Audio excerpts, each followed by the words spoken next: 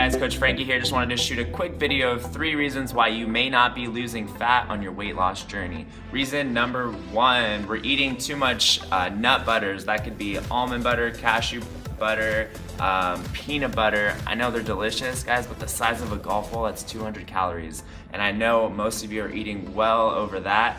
So one replacement would be PB2 or PB Fit, which are our powdered peanut butters, way less calories and more bang for your buck. Reason number 2 is that a lot of us are on the low carb diet, but we're not replacing those low carbs with our healthy fats, okay? We need a lot of healthy fats. That could be your oils, your avocados, your almonds, things like that, grass-fed beefs, okay? The studies show now that fat does not make us fat anymore, okay? It actually helps us lose weight, more focus, and more energy throughout the day. And last but not least, reason number 3 why you may not be losing weight is too much fruit, okay?